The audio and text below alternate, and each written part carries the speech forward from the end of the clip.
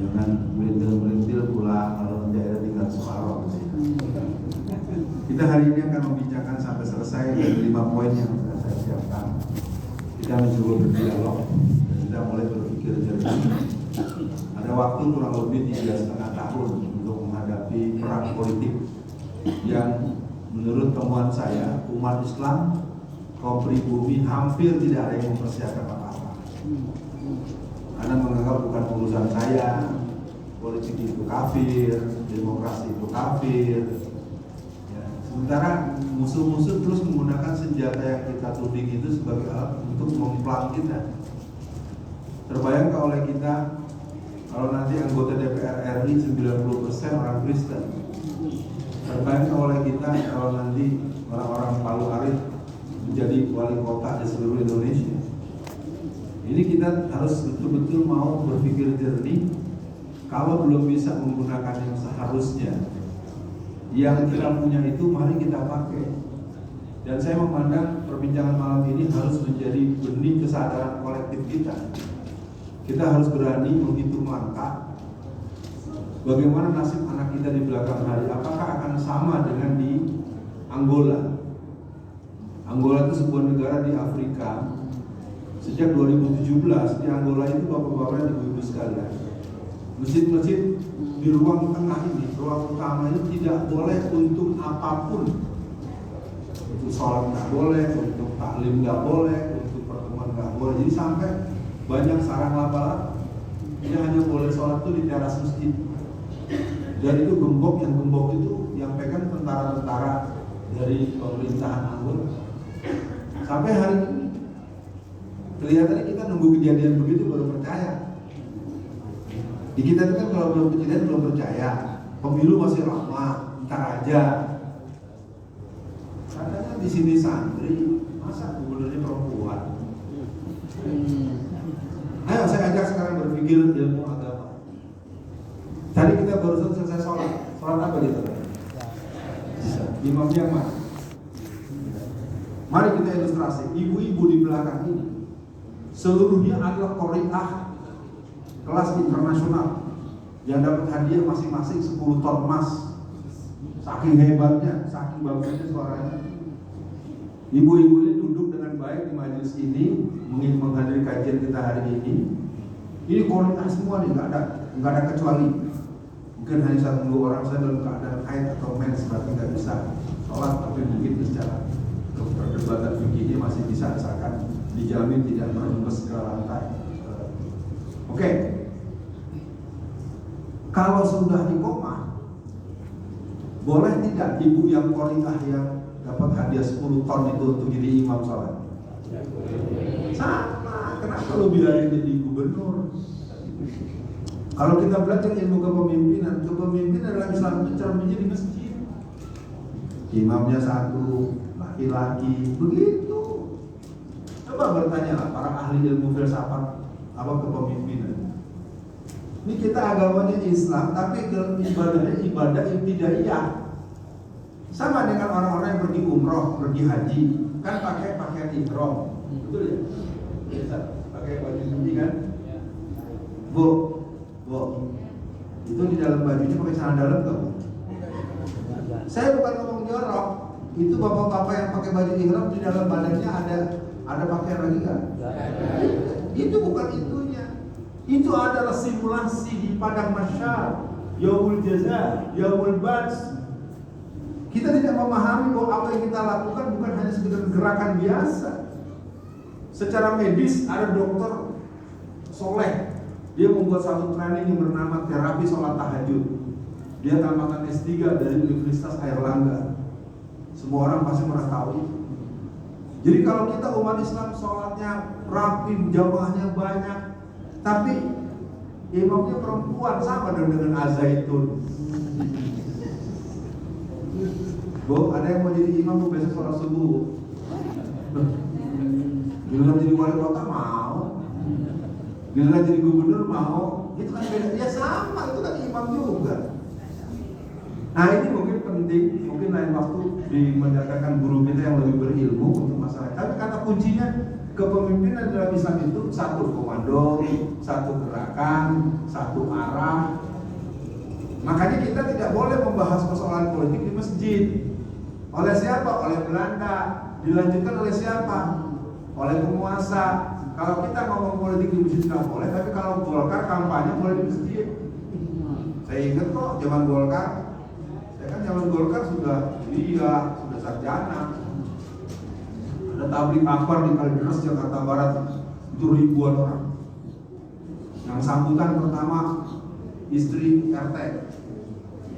Pak RT dulu, habis Pak RT istri RT, habis istri RT Pak RW, istri RW, terus Pak Lurah, istri Lurah, Pak Camat, semua sambutan dan kampanye hidup Golkar. Ini kan ya?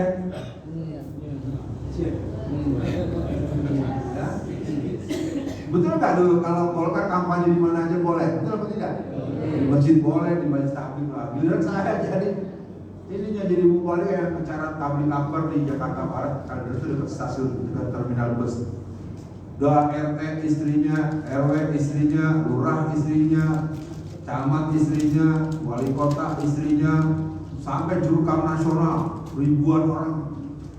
Baik, Bapak dan para jamaah sekalian, kita tiba saatnya memanggilkan penceramah kita acara Maulid Nabi Ustaz Alfian.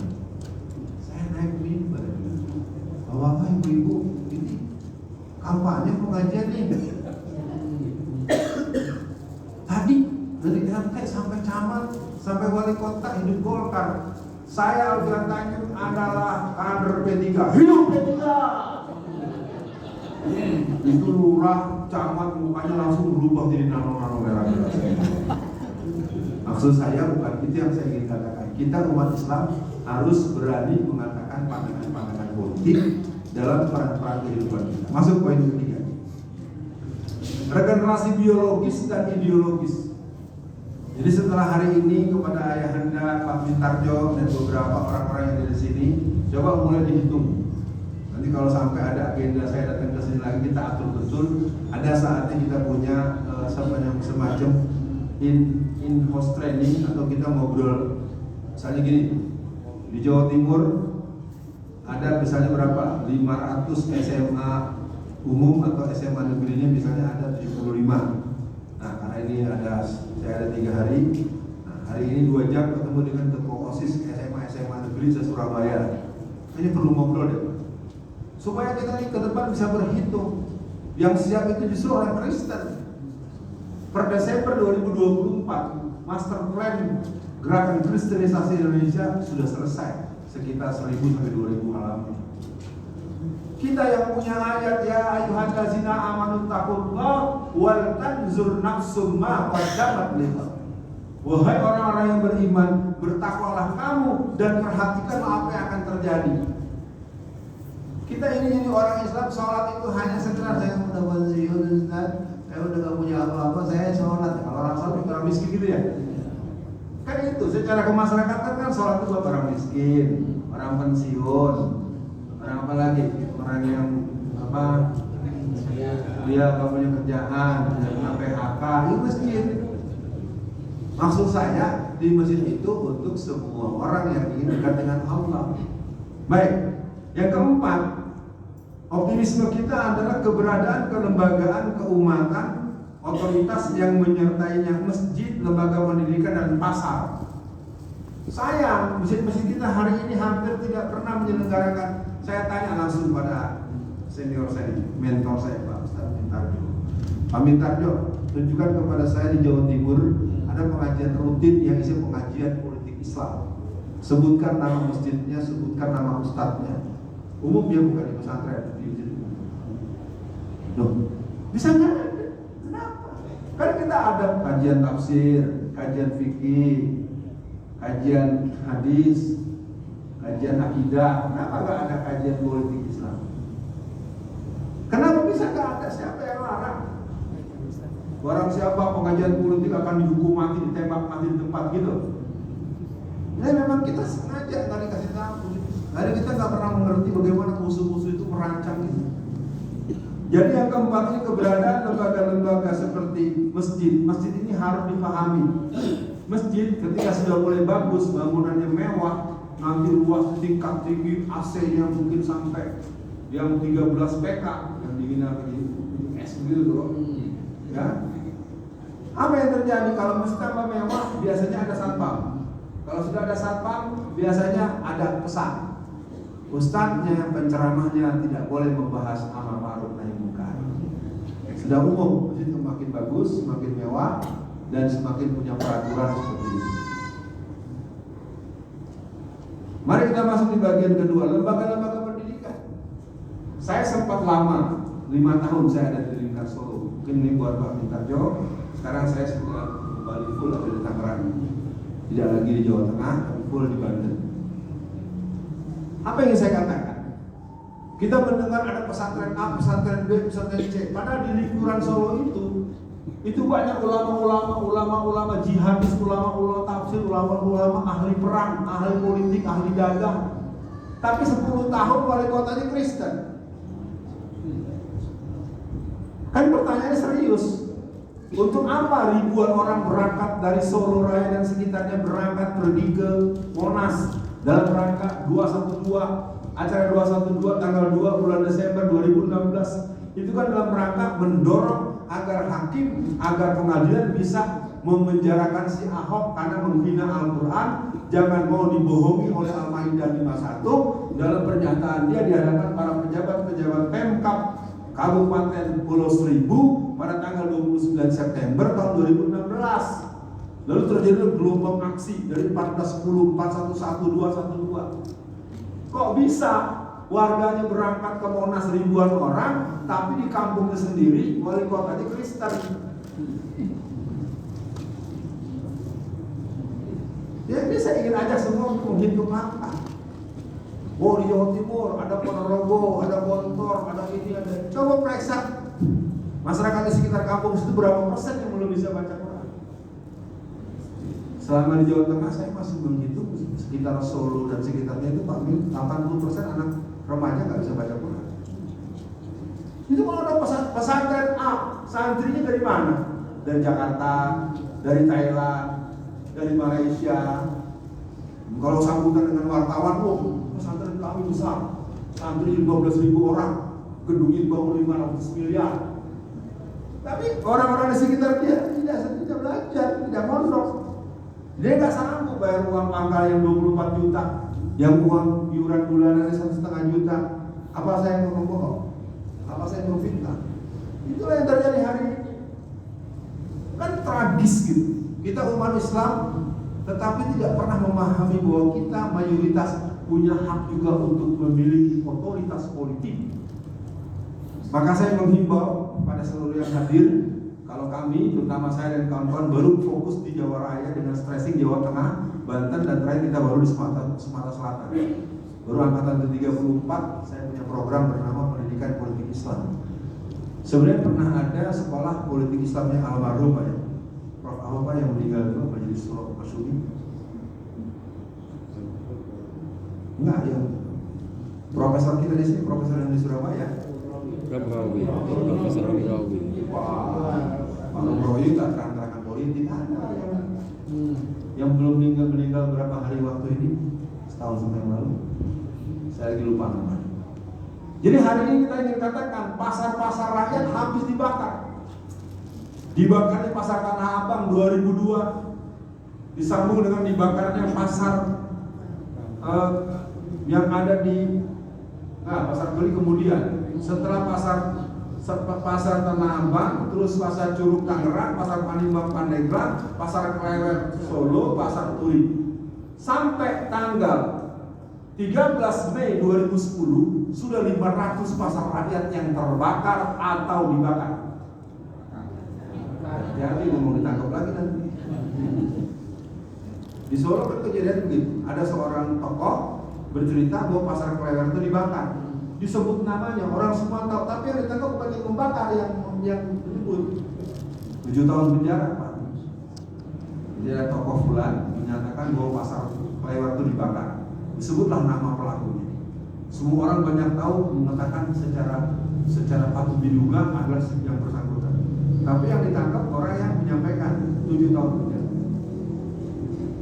Nah, jadi kalau kita tidak pernah mau menghitung langkah, ya sudah. Padahal kita semuanya kan rata-rata umurnya di atas 50 tahun. Rata-rata ya. Saya pikir kita 50 tahun. Ini juga umurnya udah berapa? 43 ya. Tuh, udah 50 tahun ke atas kan sama saya. Kita bakal mati, lalu anak-anak kita mana saya gitu. Hafal Quran 30 juz. Nanti kalau sudah pulang liburan jadi pengikut Basuri. Habis tidur lagi. Ayo deh, gak usah bohong sama gua.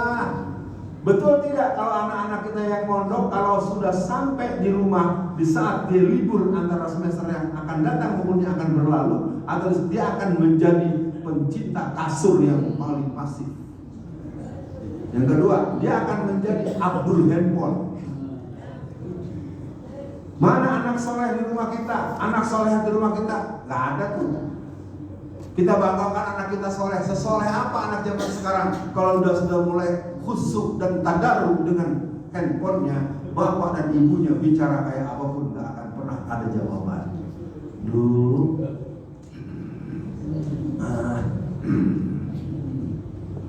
Sama, suami juga begitu pada istrinya, istri begitu juga pada suaminya. Kalau sudah khusyuk dengan handphonenya, maka lingkungan seolah-olah tidak terdengar, kupingnya jadi tuli. Sumum bukmun umyun fahum la yarji'un. Betul nggak?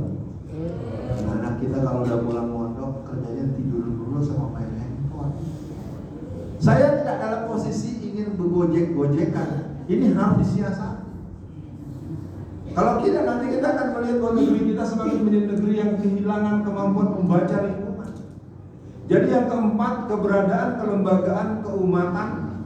Kita masih bangga dengan adanya Gontor, dengan adanya As-Salam di Solo, dengan adanya pesantren-pesantren terpadu yang ada di Banten. Kita tetap bersyukur dan tidak mungkin kita tidak bersyukur, harus bersyukur. Tapi menurut penelitian daripada Republika maupun Dewan Masjid Indonesia yang diinisiasi oleh Pak Yusuf Kala, per 2020 73% remaja Indonesia tidak bisa baca Quran. Ayo kita mau perhitungan. Karena gerakan-gerakan itu hanya sampai di Iqra 6. Habis Iqra 6 berhenti. Ya kan? Ketika bikin kelompok tahfiz kalau yang gajinya cuma 150.000 sebulan, Senin ngaji, Rabu Selasa, Kamis enggak, Jumat ngaji lagi, ntar 2 bulan lagi orang pengajian. Ustadznya dapat. Beda dengan di Turki. Kalau di Turki itu pemerintahan Erdogan punya program untuk mencetak 10 juta penghafal Quran. Dan tempat-tempat belajarnya itu ruangan yang AC-nya bagus, gaji gurunya 40-60 juta per bulan. Ustadz ngajar juga kan? Iya, enggak. Ini makanya. Sekarang Qurannya coba lihat. Al-Qurannya dihafal, yang hafalnya tidur. Nggak tahu lagi deh. Nah, mudah-mudahan setelah ini kita dialog, mudah-mudahan setengah 8, setengah jam kita manfaat. Yang terakhir, solidaritas dunia Islam sebagai kekuatan secara internasional. Hari ini lebih dari 6.000 sampai 10.000 anak-anak Indonesia yang menjadi dosen di berbagai perguruan tinggi di luar negeri.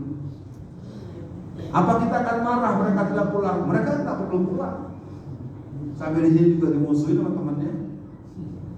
Pertama S3 dari mana sampai ke kampus, itu teman di kampusnya udah, wah, kawan. Kita tidak mengajar, saya dulu betul.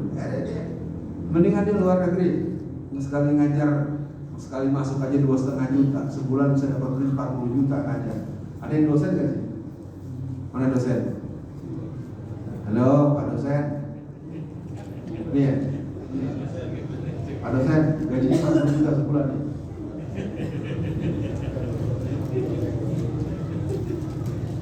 Maka kata kuncinya pada pertemuan malam ini, mari kita jangan kehilangan. Tadi imam kita udah baca. Innal ladzina qalu rabbuna Allah summa istaqamu tatanazzalu alaihimul malaika alla takhafu wa la tahzanu wa absiru bil jannati allati kuntum tu'adun nahnu awliya'ukum fil hayatid dunya wa fil akhirah walakum fiha ma tashtahi anfusukum walakum fiha ma tad'un nuzulan min ghafurir. Persoalannya adalah ma'iyatullah, kebesertaan dengan Allah.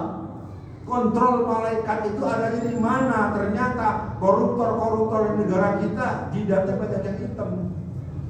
Koruptor-koruptor itu ternyata umrohnya tiap 3 bulan sekali. Adalah benar pernyataan dari Kiai Haji Zainuddin MZ. Kalau di atas sejadah dia beriman, kalau di rumah dia khusyuk berlinang air mata, keluar dari halaman rumah imannya disimpan dalam laci. Jadi hari ini kita tidak bisa memungkiri bahwa negeri kita adalah negeri yang ringkih dan rapuh, karena ada persoalan yang berhubungan dengan kuwatul iman. Maka pertemuan hari ini mudah-mudahan dengan tema sederhana optimisme kita dalam dakwah dan jihad akan membuat kita berpikir apa yang bisa kita kerjakan untuk kebaikan dan perbaikan. Apa yang perlu kita lakukan hari ini, jangan nunggu besok-besok. Saya pikir ada 2 kerja utama kita. Kalau yang sudah pondok tahfiz itu sudah lebih dari 10.000 di Indonesia. Saya sudah tanya kepada Dr. Ahmad Jamil, kebetulan dia adalah kader kita juga, dia adalah alumni Gontor dan dia direktur seluruh pesantren Darul Quran yang pernah diinisiasi oleh Ustaz Yusuf Mansur. Tahfiz pondok tahfiz itu banyak. Tapi kita tidak bisa melihat adanya gerakan-gerakan yang dimunculkan oleh para remaja dalam bentuk-bentuk yang kreatif, dalam bentuk-bentuk yang kompetitif, dalam bentuk-bentuk yang kreatif, dalam bentuk-bentuk yang inovatif. Kita terus terang para jamaah sekalian, hari ini kita bertemu dengan anak-anak kita yang dia tersungkur tertidur di dalam kasur, di dalam kamar. Kita tidak tahu dia berbuat apa. Di dalam nggak keluar-keluar. Tahu mama aku punya uang 20 juta. Karena dengan ini banyak yang pada biasanya rumah. Maaf ayah, bapak-bapak, ibu-ibu harus teliti. Dia bisa menjual gambarnya habis mandi, belanja bulan, video-video, sudah dikirim, TikTok, kita dapat gift. Hati-hati bapak-bapak, ini saya tidak ngerti banget, tapi saya tahu ini kejadian. Di banyak keluarga ibunya puji-puji, anak solehat, apa solehat? Gambarnya yang Google nyebar kalau di Instagram. Ya. Semakin canggih alat yang diberikan dan dibeli oleh anak kita, semakin terserap oleh database, the big database yang dimiliki oleh Amerika. Tanya sama yang ahli lah, kalau saya nggak bisa begitu detail, tapi mudah-mudahan pernyataan saya diperhatikan. Cukup, mari kita buka dialog. Kata kuncinya, jangan banyak bertanya, mari kita mempertanyakan, mari kita berpikir, mari kita berbagi pengalaman, mari kita merancang aksi. Sehingga setelah kajian malam ini, Nurul Islam menjadi nama yang juga menjadi cahaya Islam untuk daerah tempat kita berada, dan tentu tidak ada larangan untuk bertanya. Yang saya paling tidak, mari kita jadikan majelis ilmu membuat kita semakin berkembang. Hari ini lebih baik daripada kemarin, dan kita berpikir apa yang belum dikerjakan, bagaimana mengerjakannya, bagaimana menghidupkan remaja masjid, bagaimana mengadakan kajian spesial, kajian subuh remaja ini sama-sama. Mulyorejo. Nah, sekecamatan Mulyorejo di Masjid Nurul Islam. Nah, jamaahnya dipatok minimal 300 orang. Sanggup kan? Ke laut. Ya, silakan diatur. Ada pertanyaan, dialog, mungkin yang komplain. Baik, tadi sudah ada. Begini saja langsung aja. Dibatasi 3 dulu aja. Bapak yang 1, 2. Ayo bu, Mainkan. Sebentar, 3 aja. Pak, mohon Pak pertanyaan singkat. Apa yang Namanya? Ari? Ya, monggo Pak Ari. Apa yang disampaikan Pak Ustaz sangat sulit sekali, terutama di Indonesia, karena mayoritas Islam yang berorganisasi yang mayoritas itu tidak bersatu. Sedangkan itu aja tidak bersatu, apalagi yang seperti apa yang disampaikan Pak Ustaz ini apa yang di sini kan hanya mendengarkan saja. Tapi kenapa yang mayoritas tidak bersatu? Itu kita sulit untuk memperbaiki tahu begini aja begini. Apalagi sekarang kalau saya kira di Indonesia ini bukan Indonesia, sekarang di China. Nah, dengan adanya Indonesia ini, apa yang disampaikan Pak Ustaz masalah hukum ini di Indonesia, mayoritas anak-anaknya PKI itu ya Kamu juga bisa jadi TNI, juga bisa pegawai negeri, juga bisa jadi menteri, juga bisa jadi DPRD. Pertanyaannya Mas, monggo. Ya. Pertanyaannya bapaknya. Ya, maksud saya, Oke. adanya itu. Jadi kita nggak bisa apa yang disampaikan ini, apa yang kata Pak Ustaz. Jadi caranya bagaimana menyatukan Ya, itu? menyatukan itu. Mungkin bisa kita tangkap caranya beliaunya. Yang kedua, monggo Pak. Singkat pada ya. Pak, nama saya Sam Supriyanto.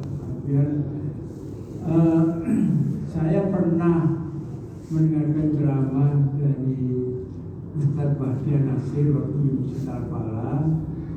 Saya menanyakan kenapa saya setuju dengan statementnya Pak Ardian tentang otoritas politik. Kenapa tidak mendirikan Partai Syariah 212? Lalu dijawab, duitnya dari mana? Saya jawab, dari Sameran. Karena saya ikut 212 itu luar biasa, sangat luar biasa. Hanya bendera Aroya dan Aliwa, tidak ada merah putih. Mereka serempak dengan takbir. Jadi menurut saya kita kalah dengan Hercules yang mendirikan Crete.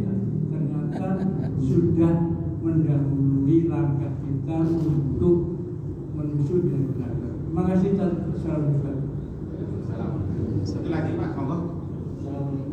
Agak keras. Assalamualaikum. Nama saya Suroso. Nama saya Suroso. Assalamualaikum warahmatullahi wabarakatuh. Terkait dengan masalah kepemimpinan yang di Jawa Timur itu perempuan,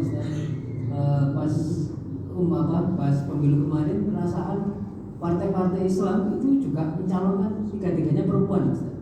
Terus gimana ini seperti ini? Terus yang kedua yang terkait masalah kajian politik. Saya setiap Jumat atau setiap kajian di masjid tempat saya di Karangtengah juga pernah bicarakan tentang masalah politik atau terkait dengan masalah jihad.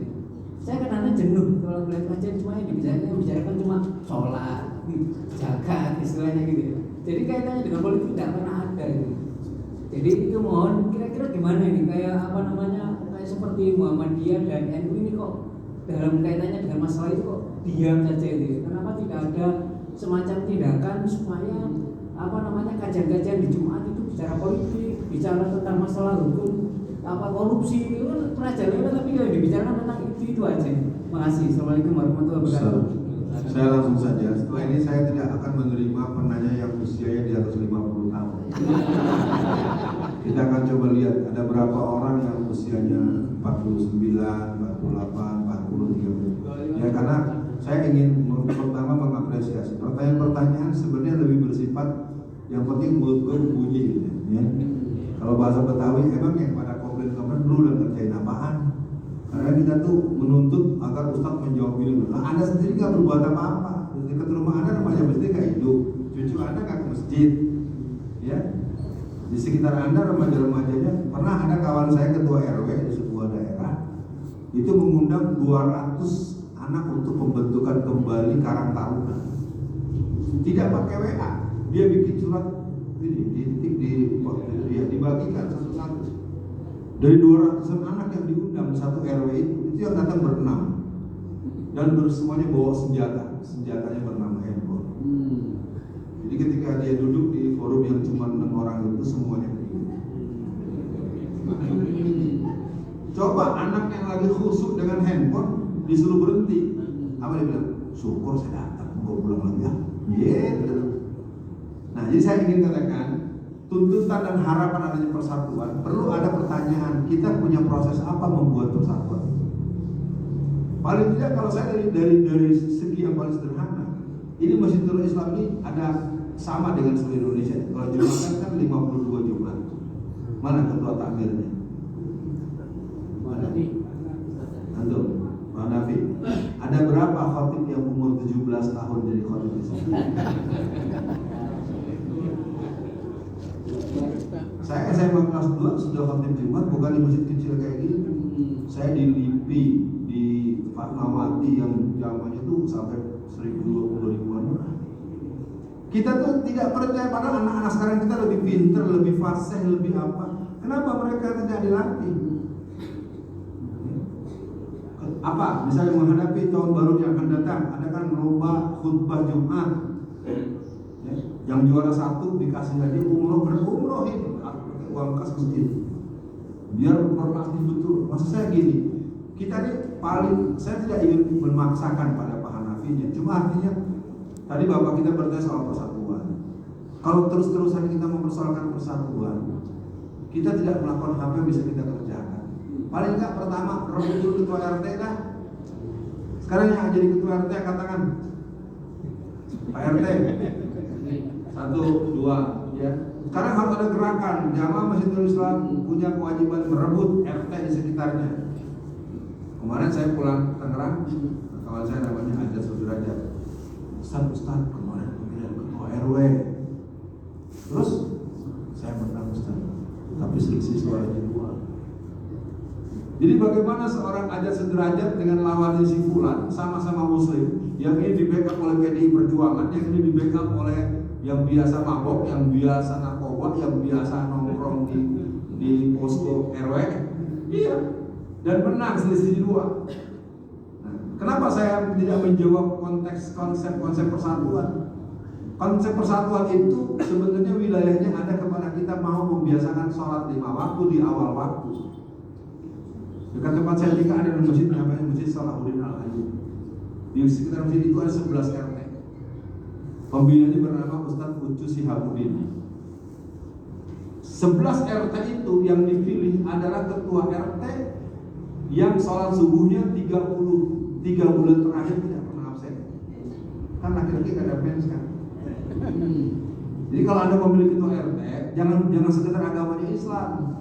Yang subuhnya berjamaah di rumah atau di masjid, makan di masjid atau musala. Jadi kalau mempersoalkan persatuan, saya tidak berani. Jangan-jangan ntar saya nggak berani ngisi pengajian lagi. Ya, karena memang persatuan ini pertama tidak disadari. Pertama, dia adalah salah satu doa yang Rasulullah panjatkan yang belum dikabulkan Allah. Kalau saya lebih menganjurkan, mari kita tumbuhkan jiwa persatuan. Pak Mintarjo datang ke sini bukan karena pengen belajar dari saya. Dia datang ke sini, beliau datang ke sini karena beliau paling tidak membuat hati saya besar. Lu Alfian datang, ada Kang Masnya dari sini. Itu persatuan namanya. Ini kan, sekarang kalau ada kajian-kajian begini, ada ustadz sebelah masjid. Rumah saya masjid, dia nggak kemana-mana, tapi nggak mau ke masjid. Saya kan ustadz, ngapain sih dengar si Alfian? Ada nggak kira-kira kalau orang sudah merasa jadi ustadz, jadi guru, ada pengajian dekat rumahnya, padahal dia nggak kemana-mana, tapi dia nggak ke masjid? Banyak, malah memilih nggak mau datang, merasa nggak level. Tidak keluar dari mulutnya, tapi keluar dari penampilannya. Jadi wilayah persatuan itu kan takliful guru, kemampuan untuk mengakui kelebihan orang lain, kemampuan untuk duduk. Ya saya memang kadang agak kagok juga Pak Mintar, saya kasih kabar. Saya kan kerja saya sepulang dari penjara ini rumah, masjid, rumah, masjid. Jadi kalau saya datang ke masjid manapun, itu sampai khotib Jumat kebingungan. Ini jadwal saya bukan. Jadi ragu dengan jadwal, kalau saya bukan khotbah di situ. Oke, yang kedua, Partai Syariah 212. Menurut saya penggunaan nama-nama itu menjadi tidak terlalu penting kalau kita sudah punya yang ada. Cukup mari kita adakan purifikasi P3, PKS, PBB, Partai Umat, Partai Masyumi. Ustaz kok ngomongnya gitu banyak banget. Pada tahu nggak yang namanya Golkar bukan aku? Golkar masih ada tidak? Gerindra Golkar bukan? Golkar intinya aja nggak nyampe otaknya. Haji politiknya nggak sampai. Golkar itu kan pernyataan Prabowo sendiri. Pada ulang tahun Golkar ke-60 ini kemarin dengerin pidato Prabowo. Golkar, Gerindra, Nasdem, Hanura, itu semua di big family Golkar. Iya, kan begitu harus diomongin sendiri. Lah kenapa kita marah bingung P3? Alhamdulillah, karena P3 udah nggak ada di DPR. Sekarang PKS sedang digecek, kita ikut-ikut lagi ngincekin PKS. Ini sedang ada operasi untuk mem-P3-kan PKS. Walaupun orang PKS-nya kadang-kadang gitu juga sih. Iya, saya sebagai orang pergerakan politik, gimana sih? Paling tidak buat saudara-saudara semua, malam ini mari kita mulai tumbuhkan. Saya terus terang, pendidikan politik Islam yang saya inisiasi ini alhamdulillah sudah mulai berbuah. Kemarin Pak Mintarjo kita bisa memenangkan Bupati Lampung Utara dengan 62%. Kenapa kita kalah terus dalam berpolitik? Karena kita tidak merancang kemenangan. Kita maunya pakai pola menangnya pola Taliban. Memang punya senjata berapa? Kalau Anda mau menang seperti Abu Zada di Taliban Afghanistan, kalau ada Ustadz Antum ditangkap Densus, tangkap lagi Densusnya. Sudah ada belum masker yang bisa nangkap Densus? Kalau belum, jangan pakai cara itu dulu. Itu maksud saya. Ini ente maunya motor ke situ juga. Ustadz ditangkap, yang lain pada gemeteran. Ya, kalau belum bisa pakai cara yang ini, pakai cara yang ini dulu. Kalau belum bisa semuanya, jangan tinggalkan semuanya. Waduh, kalau nggak nyambung juga capek deh gue nih. Ini ngomong gini bahaya nih gue nih. Iya nih, kita kadang-kadang selalu karena tidak bisa melakukan proses-proses yang ideal, proses-proses yang semi ideal nggak kita tempuh. Terbayang tidak kalau di DPRD Jawa Timur isinya PDI semua? Anda kalau bayangin bagaimana keadaan kita, ternyata kita nggak ngerti. PBB nggak lolos lagi, P3 udah nggak lolos. Nanti 2029 ditargetkan agar PKS tidak lolos. Gimana jamaah? Senang dengarnya? Nah kalau tidak, mari kita bangun kekuatan. Wal mu'minin wal mu'minatin qalbun yanhum yasluhu ba'dhum. Ayo kita buat. Karena dalam peran-peran politik yang saya baca, ya kembali kepada Bapak tadi. Kenapa ketua partai itu tidak taat pada Allah dan Rasulnya dan tidak taat pada ADART, taatnya sama Aguan. Kan Bambang Susatyo sudah mengatakan seluruh ketua partai palanya cangcang dengan angka 1 triliun. Mungkin kecuali PKS. Ya, saya harus berani mengatakan kalau yang lain. Saya di P3 itu. Bayangkan kita semua warga P3 se-Jakarta tidak ada yang ingin memilih Ahok. Lalu kemudian yang namanya Rohaul Muzi alias Romi dengan Jan Farid yang sama-sama ketua P3 partai yang sama pecah 2, tapi pilihannya sama. Kalau yang nggak bisa senyum berarti nggak ngerti. Ada pilihan, gara-gara pilihan ini pecah 2, tapi pilihannya sama. Yang dipilih musuh Islam, artinya memperbanyak nomor rekening. Ya ilah gagal juga. Nah iyalah. Kenapa? Karena saya ingin katakan sebagai orang yang juga masuk pada peran praktek politik, mungkin dengan Pak Minter juga kalau ketemu karena beliau nggak begitu suka dengan cara ini. Tapi nggak apa-apa, yang penting kita terus bersilaturahmi. Hari ini orang kalau ikut partai selalu berpikir untuk jadi anggota DPRD. Kalau nggak jadi ngapain ikut berpolitik? Itu kan kesalahan. Jadi anggota partai itu menjadi anggota yang ingin mengajak. Nih, saya sering ingatkan pernyataan dari Pak almarhum Syed Umar, ada temannya di sini. Ini kertas kosong? Halo? Ini termasuk Surabaya. Kota apa? Kabupaten? Surat keputusan Wali Kota Surabaya. Sejak pelantikan yang dilakukan selepas 24 November 2024, dengan ini saya sebagai Wali Kota 1 untuk masjid-masjid yang ada di Kota Surabaya yang jamaah subuhnya lebih dari 12 saf yang laki-laki, ibu-ibu yang lebih dari 4 saf, maka ketua takmirnya bersama pengurus lain sekitar 5 orang dipastikan berangkat 6 bulan setelah SK dikeluarkan. 2. Masjid-masjid yang remajanya lebih dari 20 orang setiap hari selama 6 bulan belakangan ini, maka 3 dari anak tersebut akan disekolahkan sampai gelar doktoral S3. Kira-kira kalau SK ini dibuat dan kemudian terwujud tidak? Kalau Anda nggak bisa jawab, memang Anda nggak ngerti berarti. Wali kota yang udah buat SK kan tinggal kasihkan ke bagian keuangan, tembuskan ke dinas pendidikan, clear. Itu namanya politik. Politik itu adalah selembar kertas dengan keputusan tanda tangan bahasa dan stempel. Bukan minta sembako, goblok. Jadi minta sembako. Kontrak politik. Ya. Ini saya ngomong gini sebenarnya banyak yang negor jangan ngomong gitu terlalu kasar. Tapi memang apalagi ibu-ibu. Kandungannya mana tuh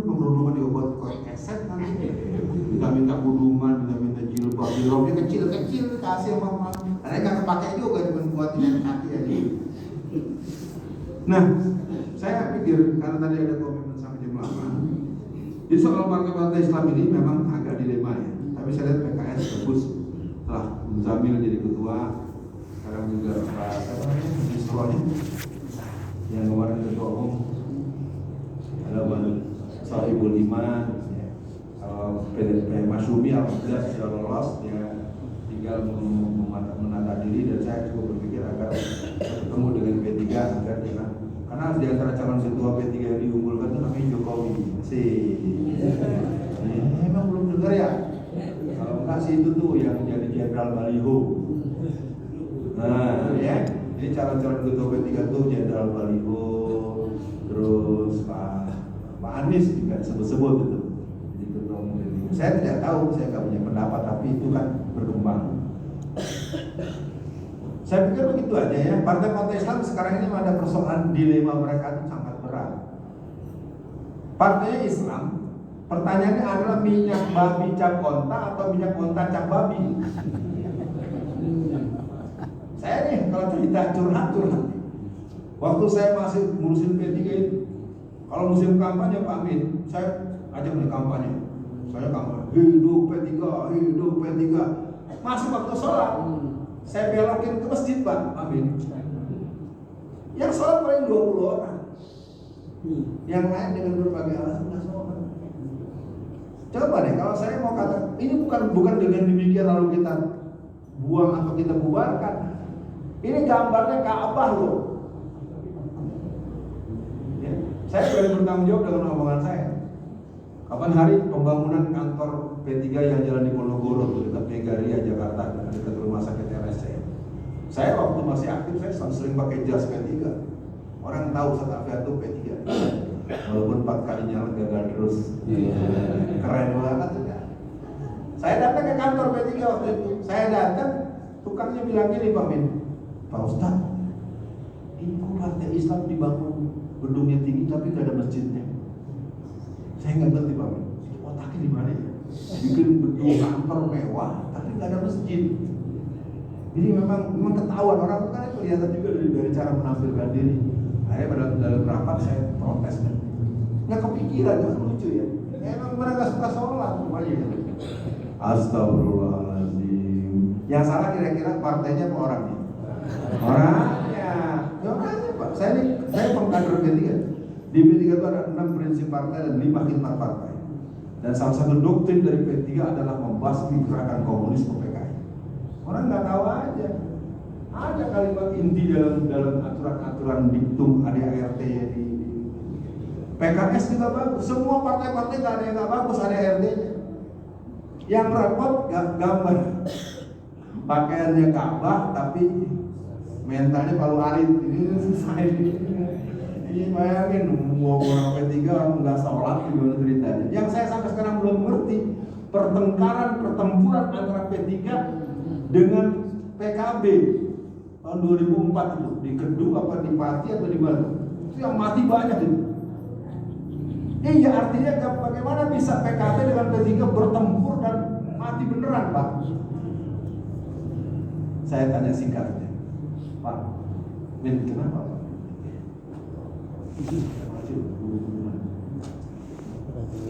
Apa sebabnya? Karena yang satu partai NU itu ya, saya kasih dia yang nyambung dengan NU. Partai NU Jawa Tengah Jawa Timur itu namanya PKU. Partai NU Banten Jawa Barat dan DKI itu namanya PNU. Iya beneran, saya telusuri. Kalau yang selama ini dianggap sebagai partai Jawa ditelusuri itu partainya siapa? Nyambungnya ke partai Bats yang ada di Irak. Ya siapa bapak moyangnya?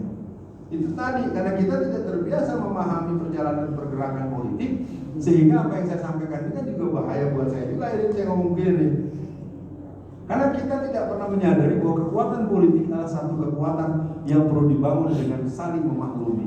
Apakah kita akan melanjutkan kerja-kerja Asyahid Kartosuwiryo dengan segala pembenahan yang dilakukan, atau kita akan kembali membangun kekuatan yang pernah dibangun dulu oleh Adrak Syekh yang bekerja sama dengan pendahulu-pendahulu Muhammadiyah dengan mendirikan Masyumi pada tanggal 7 bulan November tahun 1945. Persoalannya itu kan kejauhan. Sekarang yang terdekat.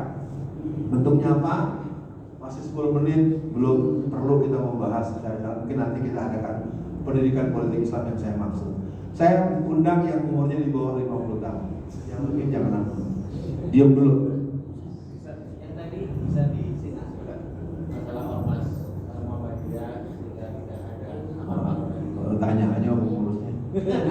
Pengurus para dokter-dokter semua. Semua ngajarin ayam berenang ya.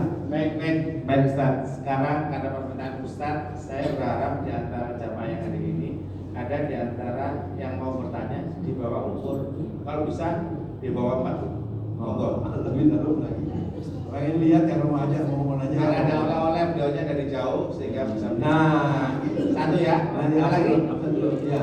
Ada lagi? Masa ibu-ibu nggak ada? Yang muda, ibu-ibu, yang muda. Apa dokternya? Nggak boleh.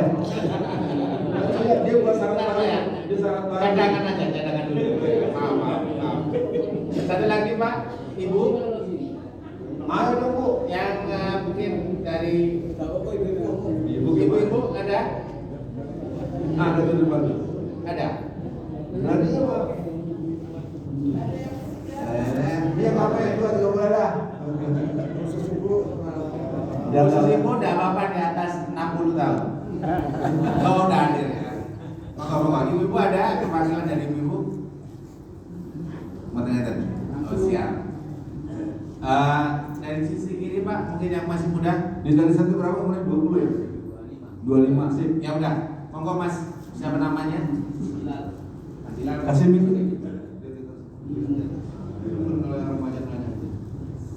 Assalamualaikum warahmatullahi wabarakatuh. Perkenalkan saya Iqbal Ustaz dari Madura, kuliahnya di Surabaya. Saya tadi untuk mengatakan bahwa di Jawa Tengah sudah berhasil membuat gerakan sholat subuh berjamaah secara milenial, dan antum juga seperti seolah menantang bagi Jawa Timur untuk bisa mengerjakan itu juga. Nah, di sini saya pengen tertantang dengan tantangan antum itu. Di sini saya minta antum berikan arahan-arahannya. Insya Allah dalam waktu dekat akan saya buat gerakan itu juga. Allahu Akbar. Aduh, nih begini namanya baru panggil ya. Ya, ntar saya jawab. Bersatu. Udah silakan Bapak ini. Ya, monggo Pak. Kita ambil yang terakhir. Paksa-paksa kan nanya ya udah yang nanya dulu. Assalamualaikum warahmatullahi wabarakatuh. Saya Ahmad Sumarti. Saya hanya tanya sekarang permasalahannya bagaimana cara mengumpulkan anak-anak muda atau memberikan satu pikir bagaimana untuk membangkitkan anak-anak muda ini supaya timbul kecintaan Islam atau untuk menguatkan ukhuwah Islamiyah. Baik. Oh, satu lagi. Oh, monggo Pak. Silakan Pak. Tolong bikin kasih ke Bapak. Estafet aja, estafet. Ibu-ibu jangan bilang nanti nggak dianggap diskriminasi ya Bu, udah dikasih persilatan itu kan. Silakan Pak.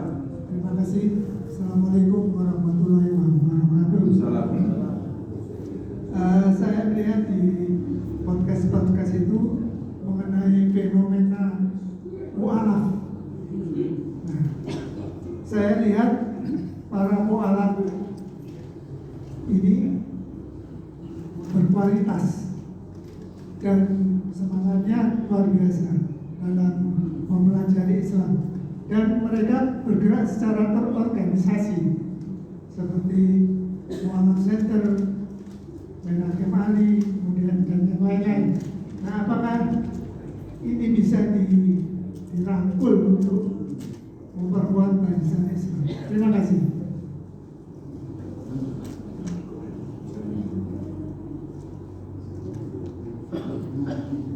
Pada Adinda yang bertanya tadi, saya ingin mengatakan sebetulnya dengan cerita saya Anda terbangun. Mungkin nanti langkah pertama simpan nomor kontak saya ini. Cukup bicara pelan-pelan, ini ada Pak Amir. Saya juga mungkin nanti punya alasan kembali untuk datang. Mungkin dua yang mau saya perkuat. Yang pertama, pendidikan politik belum pecah telur di Jawa Timur nih, Pak Bintarjo belum pernah ada. Kalau di Jawa Tengah itu sudah 25 angkatan, di Lampung baru 1, di Banten baru 4 angkatan, Jawa Barat baru nanti mau tanggal 10 Agustus, di Jakarta baru 4 angkatan juga. Saya berharap dipahami, kan saya nggak mungkin menerangkan sekarang dan nggak mungkin menerangkan terbuka ya. Ya jelas saya ingin membuat pertarungan tahun 2029. Kita akan selesaikan dinasti Solo, kita tuntaskan dinasti Cipondo, kita selesaikan dinasti Cendana, kita selesaikan dinasti apapun. Kita ingin dinasti barisan perjuangan politik umat Islam. Saya sudah sempat mengikuti pendidikan politik yang diinisiasi oleh MC Pulau Mata. Jadi biar dipahami oleh para jamaah, saya juga bukan ingin sok pinter. Saya juga belajar dan ikut training beliau, PQ namanya, Political Question. Tanggal 15-16 Februari 2025 saya ikut pendidikan beliau dengan 3 tim gempa itu gerakan memilih pemimpin amanah. Jadi untuk Pak Mintarjo nanti di kesempatan yang lebih khusus, saya mohon arahannya bagaimana agar gempa di Jawa Tengah bisa menginisiasi pendidikan politik Islam. Nah, buat Adinda yang bertanya tadi, gerakan itu namanya GSMI, Gerakan Subuh Milenial Indonesia. Nanti setelah nomor kontaknya saya kirimkan. Yang kita terakhir itu subuh gabungan 1 juta remaja seluruh Jawa Tengah. Ya, memang tidak terkumpul 1 juta, tapi kita buat acara sekitar 3.000-6.000 orang. Tapi kemudian kita live streaming di beberapa kabupaten. Ya, karena kan kalau ngumpulin 1 juta dan bertentangan dengan PDIP kan susah kita. Ya 3.000 aja kita udah ngapain nyiapin makan sama konsumsinya. Kalau 1 juta pasti nanti akan dihadang oleh Polda, dihadang oleh apa segala macam. Tapi intinya gini memang, cerita subuh bergabungan itu memang sangat kalau boleh saya bilang, kalau saya ingat waktu itu kita undang 300 masjid kita undang subuh gabungan dengan semangat remaja. Ketika acara berlangsung, saya minta hitung yang remaja ada berapa. Ternyata cuma ada 47 orang. Logikanya kalau 300 masjid yang diundang cuma ada 47 yang remaja, berarti kan tidak 1/5 atau 1/3 dari masjid itu putusan remajanya sebutkan.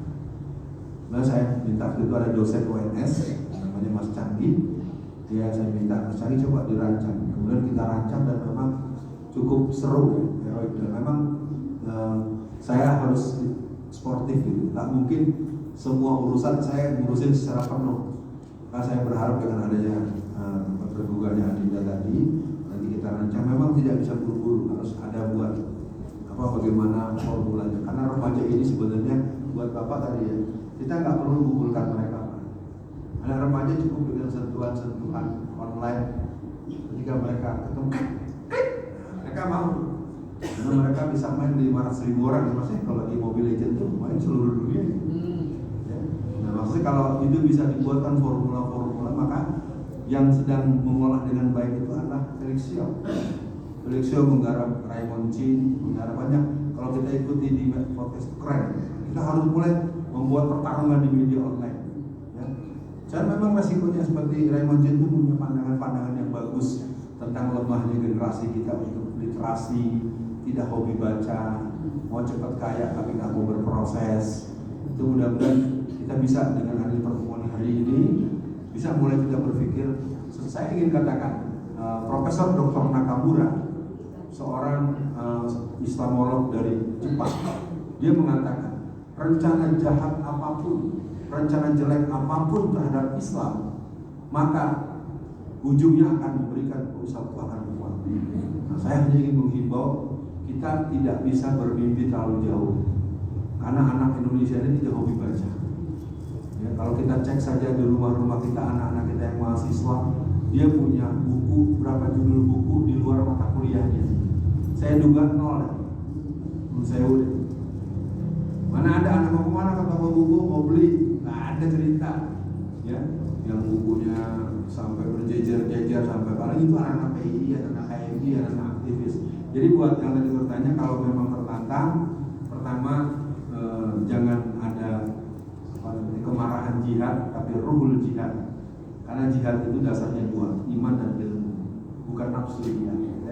Kalau berjihad tak boleh pakai nafsu, tapi ilmu jihad, amal jihad, iman jihad, pakai iman gitu. Jadi jihad itu. Nah, mengumpulkan anak-anak mungkin yang paling bagus tenaga penggerak. Ya. Kalau dikumpulkan banyak-banyak nih, maaf ya bapak-bapak ibu pengurus masjid di banyak tempat, itu menurut saya agak keliru. Anak-anak dikumpulkan, disewakan mobil mewah, dikasih makanan enak, lewat begitu aja. Nanti anak itu pulang udah ganti. Dan tidak mudah. Saya juga kalau mau jujur, saya tidak punya pengetahuan yang cukup untuk bagaimana. Itu saja GSMI dengan GSG-nya. GSG itu gerakan subuh gabungan itu kita cukup, karena tenaga penggeraknya rata-rata umurnya 50 tahun semua tenaga penggerak, walaupun yang hadirnya remaja. Anak-anak remaja ini kan maaf ya, tidak mau berproses. Makanya zaman saya masih aktif ngajar dulu, yang saya sita kalau musim UAS atau musim UTS itulah handphone. Karena mereka menjawab ujian itu pakai Google. Di otak anak-anak yang anaknya jadi sakit itu kepalanya doang yang botak, kan otaknya kosong. Iya, kalau jawab ujian pakai gini terus, makanya dia pakai AI lah, pakai mental lah, pakai apa lah. Di otaknya nggak ada itu, karena bukan semua yang saya alami langsung, gitu, jangan tersinggung ya. Itu di kadang-kadang saya nyita handphone tuh satu anak bisa sampai 5 handphone. Kan dia lagi gini ketahuan saya ambil, saya nggak mau ribut kan, ambil lagi. Maksudnya ambil bentar kalau habis dia dipulangin lagi. Jadi emang sekarang ini kita nggak susah bertemu dengan kelompok remaja yang mempunyai kemampuan berpikir sistematis gitu. Itu terus terang saja. Jadi kepada siapa namanya? Bilal ya, nanti setelah kasih jatuh keluar kita nanti coba diskusi lagi gimana nih. Terus yang terakhir, mu'alaf. Saya ingin tutup dengan mu'alaf. Jangan cepat menjadikan mu'alaf sebagai ulama atau pemimpin Islam. Saya anggap ini perlu saya peringati. Berapa ribu orang yang pernah dikristenkan oleh dia ketika dia masih Kristen. Saya akan tutup dengan kisah ketika saya dipanggil oleh guru saya untuk bertemu beliau, namanya Ustaz Jabir Dadan, guru saya waktu zaman SMA. Alfian, kamu kesini? Ada apa Ustaz? Ini orang mau masuk Islam. Kamu biasanya ada cara kamu untuk ngomong dengan dia bagaimana? Ya Ustaz, saya mah bukan ulama, saya nggak ngerti agama. Ustaz kan gurunya. Udah saya paham kamu. Oke, Mas mau masuk Islam? Iya. Orang Islam udah banyak Mas. Bapak Ibu tahu apa yang saya lakukan? Saya minta dia bercerita apa yang dikerjakan beberapa tahun belakang. Dia bilang 8 tahun belakang kerja saya adalah mengkoordinasikan suster-suster dan bidan-bidan di seluruh Indonesia. Ibu-ibu bapak dengarkan ini mengerikan. Kenapa sekarang banyak keluarga-keluarga yang sudah 17 tahun, 18 tahun, 14 tahun, 9 tahun tidak punya anak? Ternyata ada penyuluhan keluarga baru dengan memberikan suntikan, dengan memberikan pil, dengan memberikan tablet, dengan memberikan macam-macam treatment secara medis. Itu ternyata dimainkan oleh jaringan gereja dengan menyebar para bidan-bidan dan suster-suster ke seluruh Indonesia. Jadi kalau calon pengantin mau orang di kamu nih mau nikah, suruh ke puskesmas, nanti dia disuntikan. Suntikannya, cairannya, tabletnya, kapsulnya, ya, itu semua warnanya sama, mereknya sama, baunya sama, bentuknya sama, tetapi khasiatnya berbeda. Apa khasiatnya? Yang pertama untuk menghancurkan sperma, yang kedua untuk mengeringkan rahim. Coba terbayang tidak bahwa kita begitu lugunya kalau mau nikahin anak bawa ke puskesmas. Puskesmasnya nggak salah, tapi kan anak-anak yang dari kalangan Kristen itu disebar ke seluruh Indonesia, tinggal pakai jilbab aja kok. Dulu kan kita ingat nggak ada jilbab beracun tahun 92-94. Ya. Jadi bapak-bapak ibu-ibu, saya pikir buat Adinda Hilal ya, itu lebih tepatnya Ananda ya. Cucu saya baru 6 lah. Anak saya yang paling kecil umurnya 29 tahun. Dia berarti lu anak 29 deh ya. Nah, jadi kesimpulan pertama untuk GSMI, saya nyatakan hari di Masjid Nurul Islam kita Bapak Ibu paling tidak mendukung dan mendoakan. Setuju? Kita akan hidupkan remaja masjid se-Jawa Timur dan kita mohon pada Mas Hilal untuk mengajak 1, 2, 3 orang teman ngobrol-ngobrol santai. Ngopi-ngopi dulu ya. Jangan berat-berat dulu ya.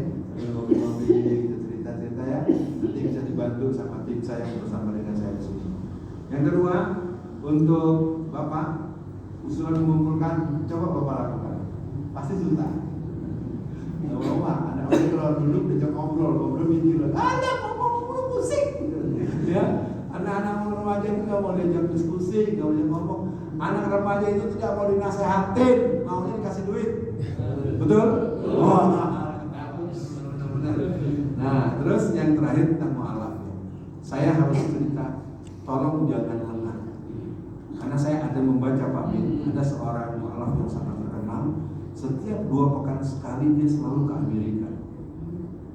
Saya lagi bertanya, orang ngapain ke Amerika? Karena satu hari ketemu saya, mau kemana nih, mau ke bandara Ustaz. Dia nggak pernah cerita itu ke Amerika ngapain.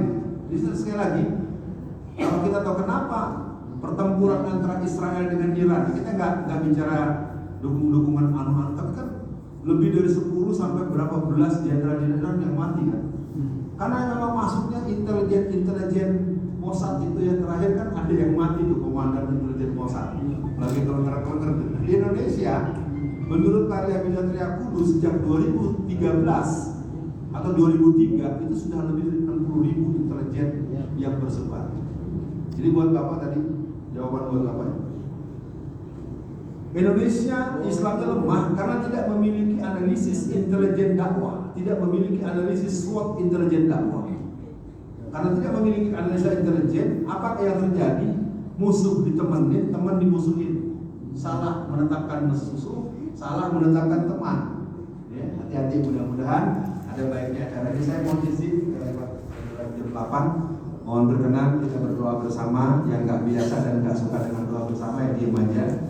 Yang suka diaminkan gitu aja. Jadi nggak pakai berantem. Auzubillahiminasyaitonirrajim. Bismillahirrahmanirrahim. Asyhadu an la ilaha illallah wa asyhadu anna Muhammadan abduhu wa rasuluh. Allahumma shalli ala Muhammad wa ala ali Muhammad. Allahumma inna nas'aluka salamatan fid din wa ziyadatan fil ilmi wa barakatan fil rizqi wa taubatan qablal maut wa maghfiratan ba'dal maut. Allahumma hawwin alaina fi sakaratil maut wa najatan minan nar wal afwa indal hisab. Rabbana zalamna anfusana wa lam taghfir lana wa tarhamna lanakunanna minal khasirin. Allahumma alif baina qulubina wa aslih zata bainina wa hdina subulas salam minaz zulumati ilan nur wa jannibna al-fawahisha ma zahara minha wa ma batan wa barik lana fi asma'ina wa absarina wa qulubina wa azwajina wa zurriyatina innaka antat tawwabur rahim. Allahumma nawwir qulubana binuri bihidayatika binuri samsika abadan abada kama nawartal arda birahmatika ya arhamar rahimin. Wahai Allah, kami yang berkumpul malam ini dengan segala kelemahan kami, dengan segala kekurangan kami mohon ampun kepada kedua orang tua kami dengan segala kekeliruan beliau. Sayangilah beliau ya Allah, ampunlah dosa-dosanya, kasihilah beliau sebagaimana beliau mengasihi saat kami kecil. Ya Allah, mudahkan anak-anak di negeri ini, di lingkar Masjid Nurul Islam ini menjadi putra-putri yang soleh dan solehah, yang tertib ibadahnya, yang kokoh akidahnya, yang baik akhlakul karimahnya. Ya Allah, jadikan keluarga-keluarga yang menjadi jamaah pada malam ini keluarga yang sakinah mawaddah warahmah. Kami mohon tolong ya Allah agar umat Islam Indonesia melakukan percepatan akselerasi kesadaran untuk mengantisipasi kemungkinan terburuk. Kami mohon doa padamu ya Allah, berikan kekuatan umat Islam di seluruh dunia. Kaum muslimin di India yang tahun 2009 ada 2000 kaum muslimin yang dibakar hidup-hidup mati karena waktu saat itu Narendra Modi menjadi gubernur negara bagian di Gujarat. Ya Allah, kaum muslimin di Uyghur Xinjiang jumlah mereka 13 juta orang pada tahun 1949. Sekarang jumlah mereka tinggal 46% saja ya Allah. Saudara kami yang ada di Gaza, di Haifa, di Ramallah, dataran tinggi Golan, berikan kekuatan mereka dengan segala beban berat yang mereka alami. Yang terakhir kami dengan sahabat kami, pejuang kami Ahmad Asyara Al-Jaulani, dia sedang diteo untuk dibunuh oleh orang-orang Israel. Berikan kekuatan para mujahidin di seluruh dunia Islam agar mereka bersatu padu untuk kembali tegaknya khilafah min hajul nubuwah. Wahai Allah, jadikan kami bersatu bagaikan muhajirin dan ansar. Jadikan kami yang berkumpul mengerti bahwa kami tidak punya alasan untuk menjadi orang yang sombong.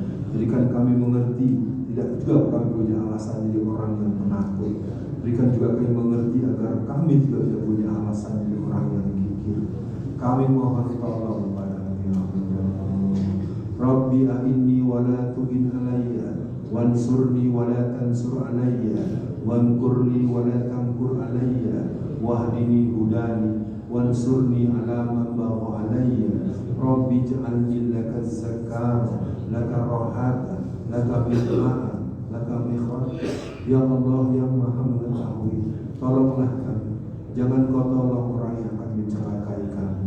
Lindungilah kami ya Allah. Rabbana atina fid dunya hasanah wa fil akhirati hasanah wa qina azabannar. Amin ya rabbal alamin.